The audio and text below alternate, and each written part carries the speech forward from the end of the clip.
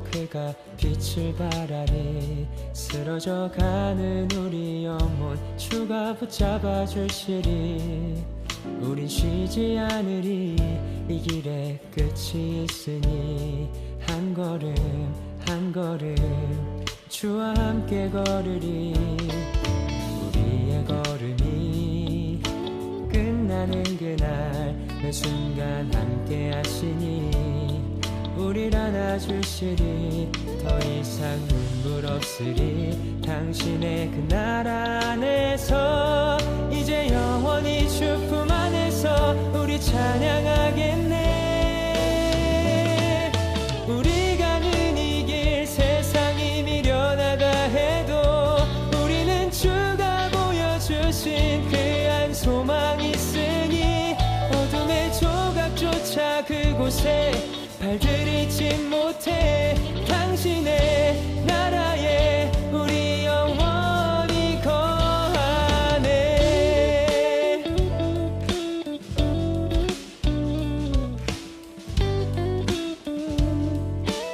다시 한번 어두운 날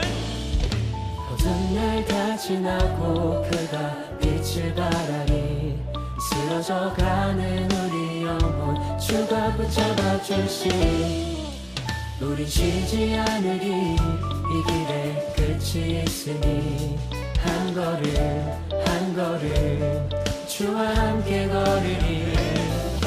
우리의 걸음이 끝나는 그날 매 순간 함께 하시리. 우릴 안아주시리. 더 이상 눈물 없으리. 당신의 그 나라 안에서 이제 영원히 주 품 안에서 우리 찬양하겠네. 우리 가는 이 길 세상이 미련하다 해도 우리는 주가 보여주신 그 한 소망 있으니 어둠의 조각조차 그곳에 발들이지 못해.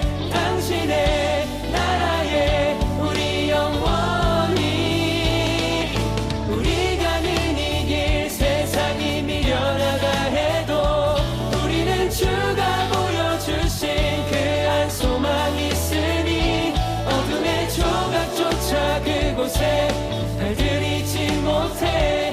당신의 나라에 우리 영원히 거하네.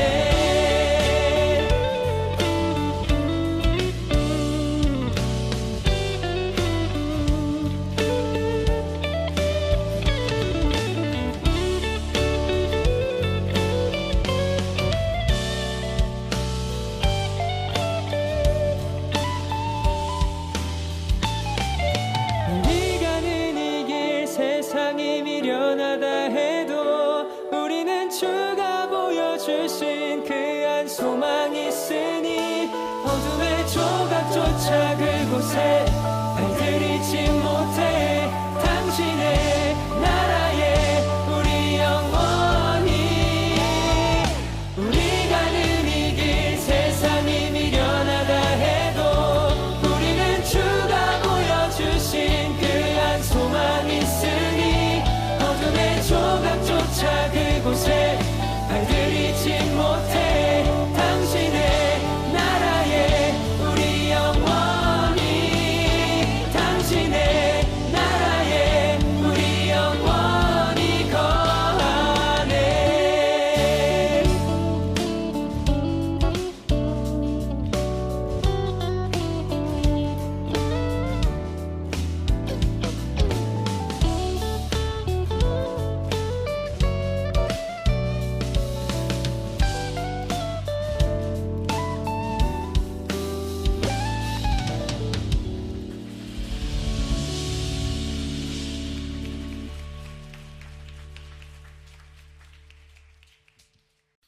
오늘 마태복음 25장 1절부터 13절까지 말씀 같이 보았습니다. 열 처녀 비유에 대한 이야기인데 다섯 처녀는 슬기롭고 다섯 처녀는 미련했다, 그런 이야기예요. 다 같이 등을 가지고 있었고 다 같이 신랑을 기다리고 있었다는 얘기죠. 그런 거로 봐서 세상 사람과 교회 다니는 사람을 얘기하는 것 같지는 않습니다. 그렇죠? 다 같이 등을 가지고 있었고, 다 같이 등불이 있었고, 그리고 다 같이 신랑을 기다리고 있었다 하는 걸 보니까 세상 사람과 우리를 비교하는 그런 얘기가 아니고 교회 안에서 하나님 말씀을 듣는 사람들에 대한 이야기죠. 이것이 열처녀가 다 열이니까 완전한 얘기고 모든 성도들을 얘기하는 그런 의미가 되겠죠, 그죠?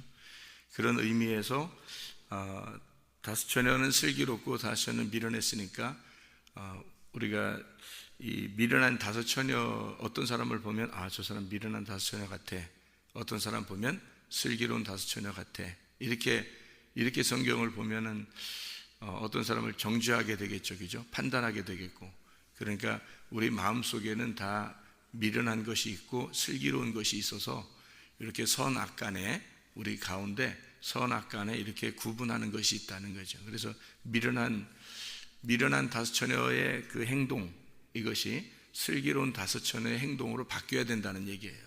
그러니까 우리 자신을 스스로 자기 혼자 말씀을 통해서 바라봐야지 다른 사람과 우리를 비교하는, 이렇게 비교 성경을 보는 게 아니잖아요. 그러니까 내가 나를 바라보는 거예요. 하나님 말씀을 통해서.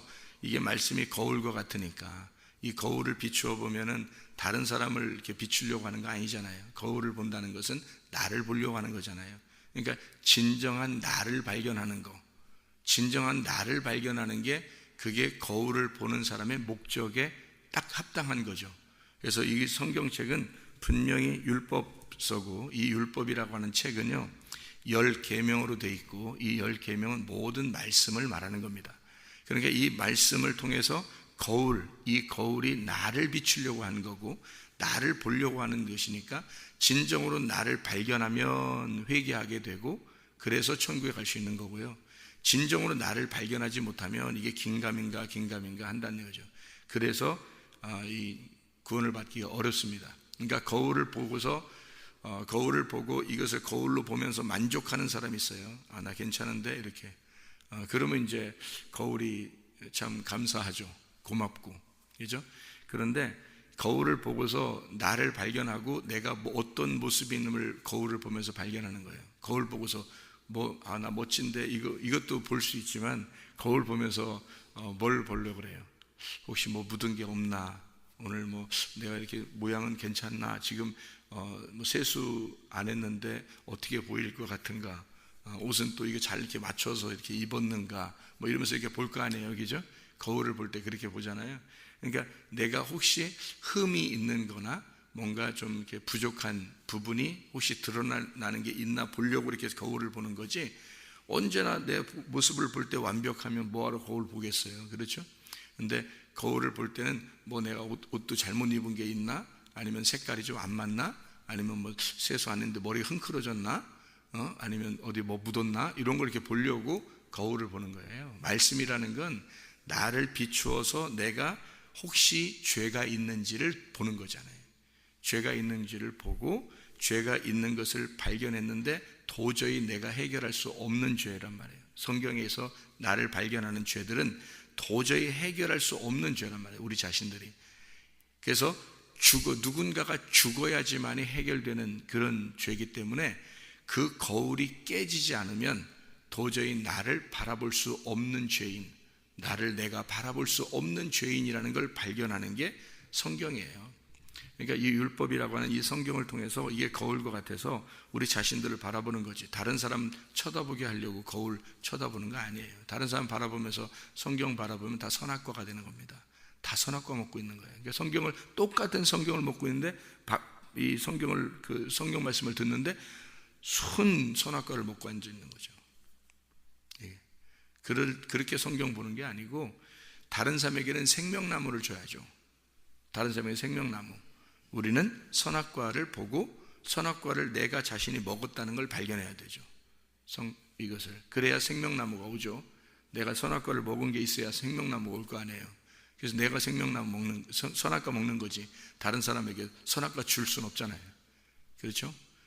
그러니까 내가 먹는 거예요. 선악과를 먹는 거예요. 이 말씀을 통해서 선악과를 먹는 거예요. 설교를 듣잖아요.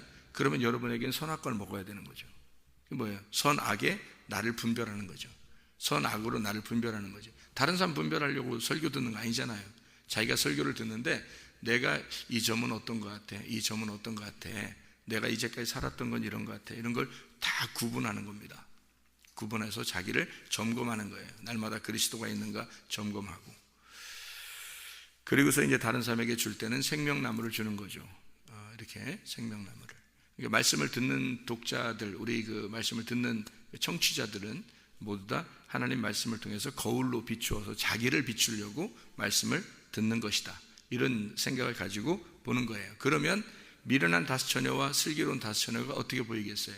다 나로 보이는 거죠. 다른 어떤 사람이 미련한 것처럼 보이고 어떤 사람은 슬기로운 사람처럼 보이는, 저 사람 열심히 교회에서 하니까 저 사람 슬기로운 사람 같아, 슬기로운 다섯 처녀 같아, 준비하고 주님 오실 걸 준비하는 것 같아. 어떤 사람은 교회에서 일도 안 하고 빈둥빈둥하고 그냥 교회 왔다 그냥 가버리고 이렇게 하면서 저 사람만 보면 참 미련한 것 같아, 주님 오시는 걸 준비하지도 않는 것 같아, 이렇게 우리 자신들이 판단해버리면 우리가 하나님 되어버리는 거예요. 그죠? 그러면 안 되는 거지. 그 미련한 다섯 처녀의 모습이 혹시 난 아닐까, 이렇게 점검하고 슬기로운 다섯 처녀로 옮겨가야 되죠. 우리가 미련하다는 건 살찌고 비둔하고 뭐 어리석고 그런 얘기들이거든요. 그게 이제 뭐냐면 자기 생각이 많은 거예요. 자기 생각이. 그러니까 설교를 들어도 자기 생각이 아직도 살아있는 거예요. 하나님 말씀을 하나님의 말씀으로 그대로 받아들여야 되는데 자기 생각들이 아직 살아있는 거 있잖아요. 그거 미련하다 그러는 거예요. 성경에서의 미련하고 이런 건, 그러니까 이것저것 다 먹어치우는 사람들 있잖아요. 살찌고 미련하고 어리석고 이렇게 표현하거든요. 슬기롭다라고 하는 건, 지혜롭다라고 하는 건 자기 생각이 다 빠진 거예요. 자기 생각이 다 빠져나간 사람을 슬기롭다 그래요. 그러니까 지혜롭다는 것은 그 지혜이신 예수님을 발견한 거예요.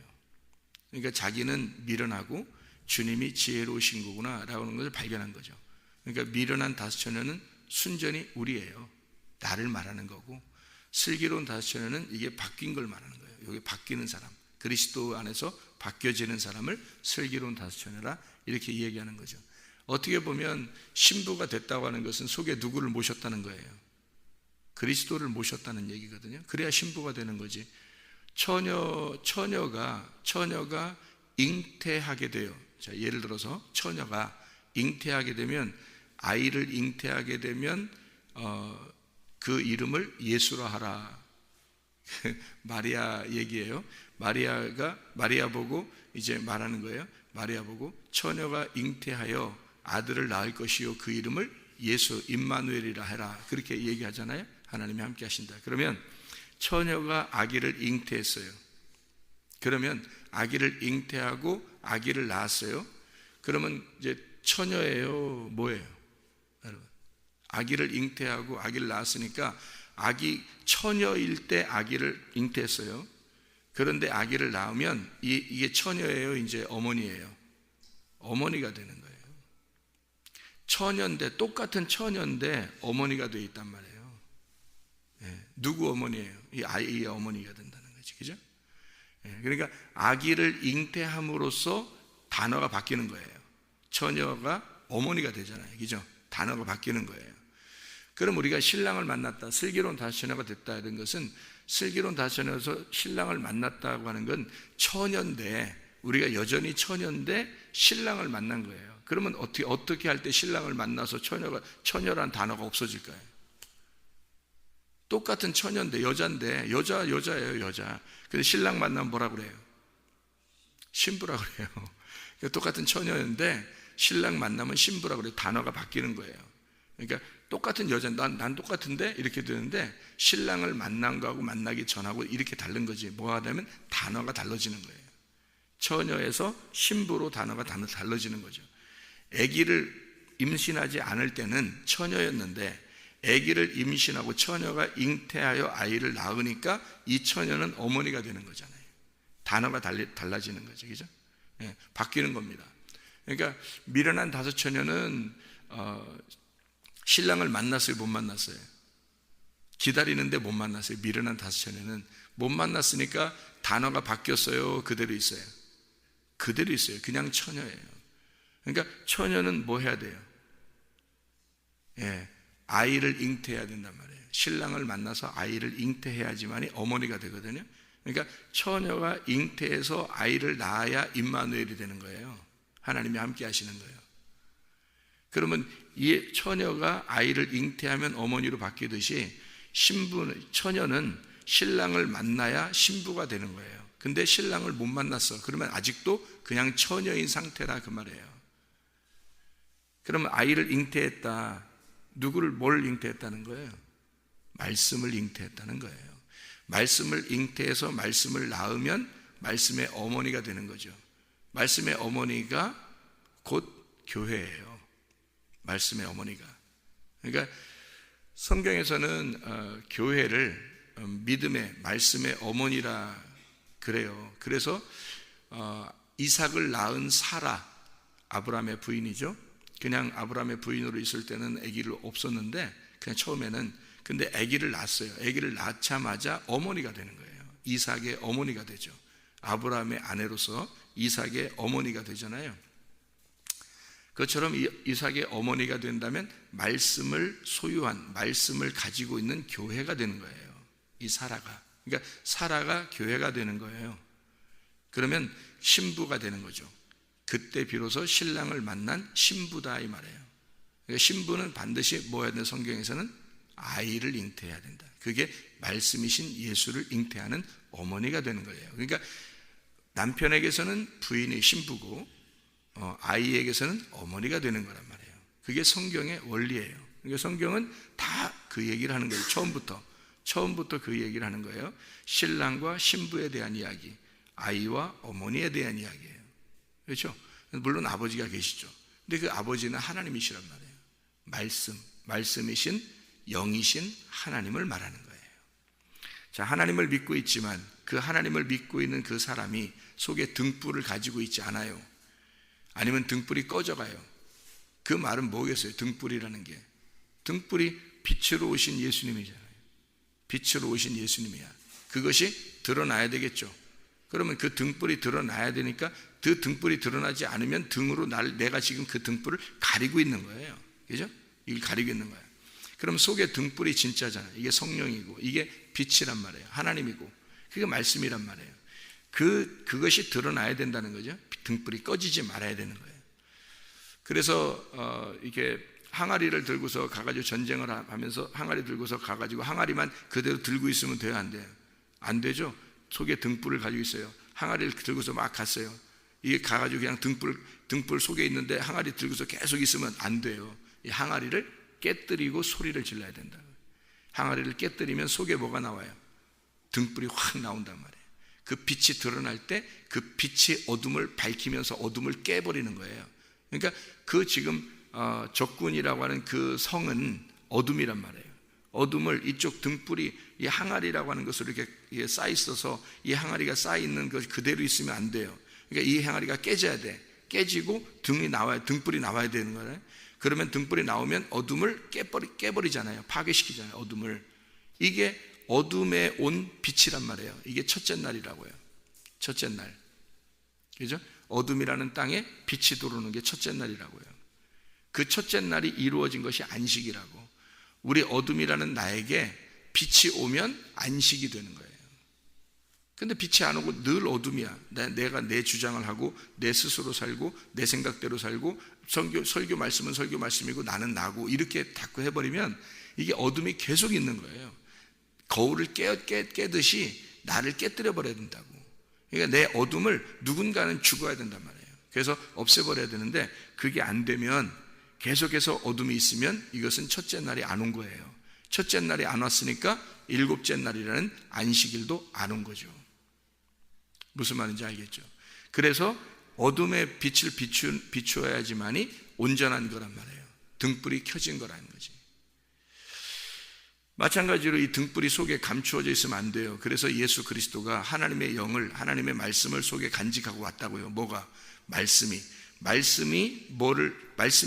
왔단 말이에요. 속에서 말씀이 왔는데 이렇게 껍데기로 뭐를 입고 왔어요? 육체를 입고 왔다고요. 예수님이. 그죠? 말씀이 육신을 입고 왔다고. 옷처럼 이렇게 입고 왔단 말이에요. 옷처럼 입고 와가지고 자기가 마지막에 자기는 뭐 때문에 지금 이 땅에 온 거예요? 사람들을 위해서 죽으러 온 거예요. 계속 죽으러 가는 거예요. 그러니까 죽으려고 그게 목표야. 자기의 목적이고 자기의 목표예요. 그게 최종 마무리예요.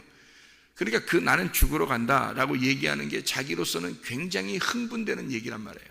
마지막 나는 죽으러 간다. 이 말이 마지막으로 중요한 말인데 베드로가 어떻게 했어요? 죽으면 안 돼요 그러잖아요. 그러니까 예수님은 어떻게 이 사탄아 뒤로 물러가라 그러죠. 왜냐하면 네가 나를 넘어지게 하려고 하는 자다. 그러니까 너는 나를 반대편에 서 있는 자다. 너와 내가 상대편 반대편에 서 있는 자다 이거야. 내가 서쪽에 있으면 너는 동쪽에 있는 자라는 거지. 그게 사탄이에요. 그게 사탄. 그러니까 베드로는 인간적인 마음을 가졌어요. 그게 우리가 볼 때는 착한 마음이잖아요. 잘 생각해 보면, 성경에 보면 우리가 잘 생각해 보면 착한 마음이죠. 왜냐하면 예수님 죽으러 간다는 것에 대해서 동정한 거죠. 동정하고 죽으면 안 되는데 우리 같이 있어야 되는데 왜 죽어요? 이렇게 동정하는 마음이거든요. 인간적인 마음으로 봐서는 동정하는 마음이니까 그 마음이 이해가 되겠지만 하나님의 말씀으로 보면 이해가 안 되고 완전 반대되는 말이죠. 인간의 생각과 인간의 말은 사람들이 볼 때는 이해가 될지 모르지만 사람을 기쁘게 하는 말이니까 하나님을 기쁘게 하는 말은 아니란 말이에요. 하나님을 기쁘게 하는 말은 다소 인간들에게 좀 부딪히는 말이 있다 할지라도 하나님의 말씀이 그대로 얘기를 해야 되죠. 그러니까 하나님께서 무슨 의도를 가지고 여기에 있는 이 말을 하고 있는 것인가를 파악하고 얘기해야 되겠죠. 그거예요. 그게 다소 인간들에게는 좀 부딪히는 말일지라도 그게 하나님 말씀이라고요. 그런데 인간적인 생각을 가지고 베드로처럼 얘기하게 되면 사탄이 되는 거예요. 사탄이 밖에 있겠어요? 교회 안에 있겠어요? 교회 안에 있는 거예요. 사탄이 왜 성경에서 보면 사탄이 예수님 있는 곳에 또는 예수님이 가는 곳에 귀신이 드러나고 왜 그렇게 하겠어요? 말씀을 가지고 역사하기 때문에 그렇습니다. 사탄은 말씀 가지고 역사하는 거예요. 사탄이 밖에 나가서 밖에서 그냥 돌아다니는 그런 그냥 바람처럼 돌아다니는 그런 것만 그렇게 사탄으로 우리가 알고 있죠. 그게 아니고 성경에서 사탄은 말씀을 가지고 있는 자예요. 말씀을 가지고 있는 자. 그게 사탄이에요. 그러니까 말씀 가지고 역사합니다. 그걸 악하게, 그러니까 인간적인 방법으로 인간을 신으로 만드는 거예요. 인간을 신으로 만드는 게 사탄이란 말이에요. 잘 생각해 봐요. 하나님 말씀을 가지고 여러분, 어떤 사람은 왜 이단이 되고 이단 교주도 되고 하나님 말씀을 가지고 왜 어떤 사람은 이단에 빠지기도 하고 하나님 말씀 가지고 왜 엉뚱한 인간적인 말들을 자꾸 하냐는 거죠. 왜 그러냐면 성경 말씀을 가지고 이 말씀이 자기에게 사탄이 되어버린 거예요. 그래서 자기를 하나님으로 만들어버리는 거예요. 이 말씀이 선악의 말씀을 선악의 이제 말씀이죠. 선악과 나무 그거를 먹으래요. 먹으면 뭐가 된다고? 너 하나님처럼 된다 그러잖아요. 그죠? 그게 인류에게 온 죄란 말이에요. 그 누가 만들었죠? 사탄이 만든 거예요. 네가 이런 존재라는 것을 가르쳐 주려고 성경에 써놨는데 만약에 그것을 먹었다 안 먹었다 우리는 알지도 못해요. 그걸 먹은지 안 먹은지 우리가 봤습니까? 모르잖아요. 그런 거 성경에 안 써놨으면 우리가 어떻게 알아요? 모르고 그건 많은 거죠. 그런데 성경에 이렇게 써놓은 것은 누구를 위해 쓴 거예요? 바로 이 성경을 읽고 있는 나를 위해서 쓴 거란 말이에요. 그러면 지금도 하나님은 옛날에 과거의 아담의 하나님만이 아니라 지금 여기에 살고 있는 나의 하나님도 되신단 말이에요. 그러면 아담에게 역사했던 그 하와의 꼬임 그리고 사탄이 하와를 꼬이는 그 선악과의 말씀이 지금 내게 말씀하시는 선악과가 될 수 있다는 얘기예요. 그렇죠? 그러면 이 선악과의 말씀이 내가 선악을 먹어서 이 말씀으로 선악을 먹어서 내가 판단자가 되고 내가 하나님이 되겠느냐? 너 하나님처럼 된다 해서 그렇게 말씀을 듣겠느냐? 아니면 생명나무 열매를 먹겠느냐 이거예요. 생명나무에 대신 예수님을 나를 위해 죽으시고 철저히 선악과로 죽으시고 생명나무가 대신 그 열매를 먹고 살겠느냐는 거죠. 어떻게 살겠느냐는 거예요. 우리 보고 그걸 비교하라는 거죠. 이게. 그러니까 선악을 먹는 사람이 선악으로 탁탁탁 구분하잖아요. 그죠? 그런 사람이 멍청하고 이러겠어요. 아니면 막 머리가 번뜩번뜩하고 현명하고 지혜롭고 이러겠어요. 머리가 현명하고 지혜롭고 그러죠. 막 지식이, 선악을 알게 하는 지식이 충만하죠. 그죠? 이렇게 풍부하잖아요. 선악을 아는 지식이 풍부하다고요. 그런 사람이 현명하고 똑똑하고 스마트하고 이 땅에서 좀 막 엘리트 같고 그런 사람이란 말이에요. 이렇게 선악을 알게 하는 나무를 먹은 사람은 지식이 있는 거예요. 지식이 충만하다고요. 성경의 지식도 충만하고요. 그러니까 지식적으로 머리로 충만한 거예요. 하나님같이 그렇게 된 사람, 그걸 성경에서 뭐라 그러냐면 오늘 본문의 말씀에 있는 것처럼 미련한 다섯 처녀라 그러는 거예요. 그러니까 우리는 딱 이 사람을 딱 봐가지고 저 사람이 가슴으로 하나님 말씀을 받아들였느냐, 저 사람이 몸과 마음으로 진짜 하나님을 경험한 사람이냐, 그러면 지혜로운 자고요. 그렇지 않은 사람은 다 멍청한 거예요. 다 미련한 거야. 하나도 부러워할 거 하나도 없어요. 여러분, 다 미련하고 미련한 신랑을 못 만나는 처녀로 죽을 자들이야. 그 사람들이 처녀로 죽을 자들. 그러니까 내 속에 진짜 그런 것들이 있는가를 점검하란 말이에요. 내 속에 그런 것들이 있는가, 이런 진짜 미련한 것들이 내 속에 있는가, 내 속에 내가 하나님처럼 살려고 하는 그런 것들이 있는가, 내가 중심돼서 내 중심으로 살아가려고 하는 것들이 있는가, 순전히 자기가 똑똑한 척하고 있지만 진짜 알고 보면 하나님 나라에서 보면 진짜 멍청하고 미련하고 어리석은 자들, 그거 영적으로만 구분하잖아요. 그런 것들이 속에 있는가, 이거를 제거하라는 거야. 이거를 보내버리라는 거야. 보내버리고 슬기로운 다섯 처녀가 되어 신랑을 만나라는 거예요. 처녀는 처녀로 죽으면 안 돼요. 아이를 잉태하여 어머니가 돼야 됩니다. 처녀는 처녀로 죽으면 안 되고 처녀는 신랑을 만나 신부가 돼야 되는 겁니다. 그게 성경의 가르침이에요. 그러니까 처녀는 굉장히 자기가 똑똑한 척하지만 그렇지 않아요. 미련하고 어리석은 것입니다. 성경에서는요.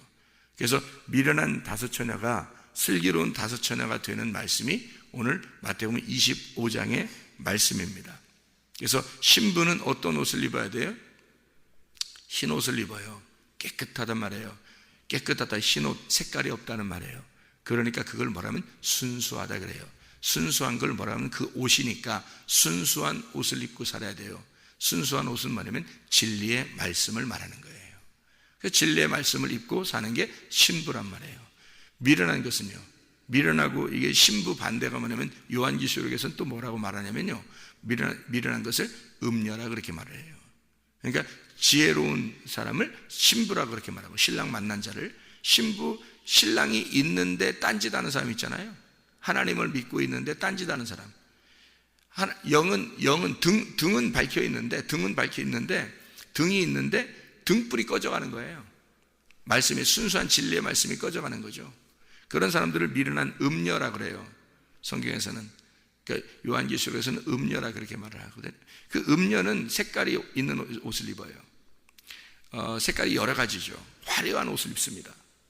왜 그 흰 옷과 화려한 옷을 갖다가 비교해놨냐면 원래 화려한 옷을 입는 게 더 사람들이 보기에는 좋겠죠. 그러니까 음녀를 따르는 자들이 많단 말이에요. 요한계시록에 음녀를 따르는 자가 많은 게 여러 가지 말씀을 갖다가 해주니까 그러는 거예요. 여러 가지 말씀을 해주니까 이 얘기했다 저 얘기했다 이 얘기했다 저 얘기했다, 세상에 있는 얘기도 충분히 이야기를 해줍니다. 그러니까 이 얘기했다 저 얘기했다 하니까 색깔이 여러 가지죠. 화려하잖아요. 사람들이 따를 만한단 말이에요. 화려한 옷을 입었으니까. 그런데 순수한 흰 옷 한 가지만 입는 사람은요, 별로 보여지질 않아요. 특이하게 나타나지도 않고요. 그죠? 특별해 보이지도 않고 그냥 하얀 옷 하나만 입었단 말이에요. 순수한 하나님의 말씀 하나만 말씀을 가지고 있다고요. 근데 진짜는 그게 진짜예요. 그러니까 신부가 될 거냐 아니면 음녀가 될 거냐라고 비교하잖아요. 그죠? 그러면 저 사람은 음녀 같아, 저 사람은 신부 같아, 이걸 또 얘기하려고 하는 거예요? 아니면 우리 속에 있는 음녀를 제거하고 신부가 돼야 되겠어요? 속에 있는 음녀를 제거하고 신부가 돼야 된다는 걸 말하는 거잖아요. 또 그게 그 말씀이잖아요. 우리는 여전히 말씀을 들을 때 이 말씀을 가지고 이상하게 선하게 눈으로 보게 되고 선하게 귀로 듣게 된다고요. 그래서 사람을 자꾸 판단하게 되는 거예요. 자기는 괜찮은 사람처럼 여겨지고. 그러면 안 되는 거예요. 성경은 순전히 자기를 바라보라고 하는 거예요. 순전히 자기를 바라보라고 쓴 책이에요. 자기를 위한 거울이지 남을 비추는 거울이 무슨 나에게 무슨 필요했겠어요. 이게 남을 비추는 거울이 내 거울이 돼야 되잖아요. 나를 비추는 거울. 이렇게 그게 말씀이란 말이에요. 그래서 어느 날 이것이 거울이 깨지는 날이 와요. 그러면 그게 누가 깨진 거예요? 내가 깨지는 날이란 말이에요. 거울이 깨지는 거. 내가 보는 거울이 깨져버리는 날, 그날 회개한 날이에요. 그날 내가 없어지는 날이야. 그날 내가 없어지는 날이고 그날 주님 만나는 날이에요. 그날 신랑이 이로다 문이 열리는 날이에요. 문을 열린다 그러니까 이렇게 열리는 줄 아는데 그렇게 연다고 생각하니까 또 착각하는 거예요. 문이 깨진다 이러면 이해가 되잖아요. 그죠? 문이 열린다, 문이 깨진다, 문이 찢어진다 그러면 이해가 되겠죠? 그게 거울이 깨지는 거예요. 거울이 깨진다. 거울에 딱 놓고 보니까 거울이 나만 보였으니까 저 뒤에 너머에 있는 지성소가 안 보였단 말이에요. 그죠? 계속 하나님 말씀이 진짜 말씀이 안 보였고 계속 나만 비추잖아요, 거울이. 그래서 이걸 나를 비춰서 완전히 나를 깨달았어요. 그래서 내가 죽는 그 순간, 회개하는 그 순간이 와서 거울을 깨뜨려 보니까 그 속에 진짜 생명나무의 말씀이 있더라는 얘기지. 거기에. 그죠? 내가 회개할 때, 내가 진짜 회개가 될 때, 내 거울이 깨질 때, 그때 그 거울 너머에 지성소가 있는 거예요. 거기에 생명나무가 있는 거라고. 그게 문이 찢어져야 되는 거예요. 그 문이 열려야 되고 문이 깨져야 된다고 그랬잖아요. 그게 언제 깨졌어요? 예수님이 십자가 못 박혀 돌아가실 때 그때 깨졌다고요. 그러면 그때 2000년 전에 깨졌는가 봐. 지금은 깨져 있는 상태에서 지금 있는 거네. 그럼 이렇게 또 생각한다고요. 여러분, 그때 주님이 죽으실 때 누가 죽은 거예요? 내가 거기에 매달려 죽은 거야 된다고. 내가 거기에 매달려 죽는 것이 되니까 그 2000년 전이 아니라 지금인 거지. 지금 내가 죽는 게 돼야 되는 거지. 내가 지금 죽어야 지금 지성소 문이 열리는 거지. 예수님은 열렸어요. 예수님은 마음을 열었어요. 그리고 우리를 갖다가 받아들였다고 자기의 심장으로. 그런데 지금 내가 그 문을 지금 열어야 돼. 그러면 지금 연다는 말은 지금 찢어져야 된다는 말이고 지금 깨져야 된다는 말이잖아요. 지금 죽어야 된다는 말을 얘기하는 거예요. 지금 거울이 깨져야 된다는 걸 얘기하는 거잖아요. 그럼 지금 뭐야? 지금 내가 죽는 걸 말하는 거지. 지금 내가 죽어야 이게 열리고 열리면 그리스도가 보이고 그리스도가 들어오는 거죠. 나의 심장으로. 그게 구원인 거죠. 그러니까 구원은 이미 이루어졌어요. 예수가 구원을 다 이뤘어요. 그 구원이 내게 들어오려면 내가 죽어야 들어올 거 아니에요. 생각을 해보시라고요. 근데 그냥 그거를 거부하고 밀어내고 아직도 내 속에 미련한 것들이 끼어있고 아직도 화려한 것들을 추구하는 그런 음녀의 속성이 아직도 있다면 음녀를 빨리 제거하고 음녀라는 나를 깨뜨리고 미련한 다섯 처녀라는 나를 죽이고 그리고 슬기로운 다섯 처녀가 돼야 하고 신부가 돼야 된단 말이에요. 신랑을 만나는 신부가. 그게 진짜 신랑 만난 사람이죠. 지금 시대에 여러분 우리 자신이 죽어 예수 그리스도 안에서 내 거울이 깨지고 십자가에 나를 매달고 그리고 주님을 따라가는 주의 사람들이 다 되시기를 바랍니다. 기도하겠습니다.